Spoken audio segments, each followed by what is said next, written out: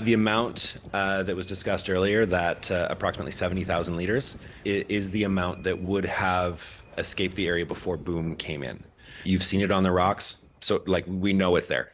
Of the We have our teams out 70,000 there. liters of Jet A1 fuel spilled in the November 1st CPKC train derailment near Cherry Creek, it is unclear how much remains in the environment. That uncertainty was one of several concerns raised by residents during a public meeting held last Monday at the Savona Community Hall. When a derailment does occur, we respond with all the personnel and equipment necessary to execute an effective response and cleanup. We remain committed to the full cleanup of the impacted site. Local authorities said CPKC has been proactive and transparent, with containment measures in place within an hour of the derailment. Water sampling is ongoing, and so far, test results show no signs of contamination.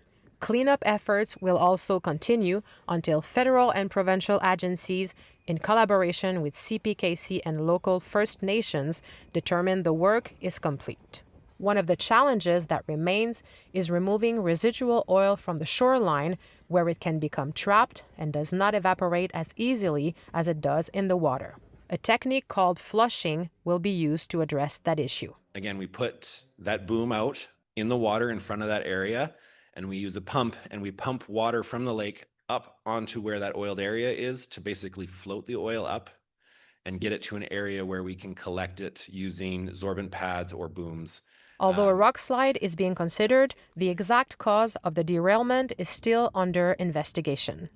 A few weeks before the incident, another CPKC derailment occurred in the Cherry Creek area, though the company confirmed it was at a different location. At the meeting, residents raised concerns about maintenance and safety standards in the region, where two major rail lines run on either side of Kamloops Lake, a body of water with deep ecological, cultural, and spiritual significance to local First Nations and the wider community.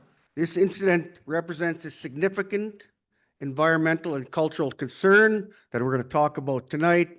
If you notice any signs of oil in the environment, please report it to Emergency Management BC by calling 1-800-663-3456. In Savona, Lydia Frederick, Rogers TV.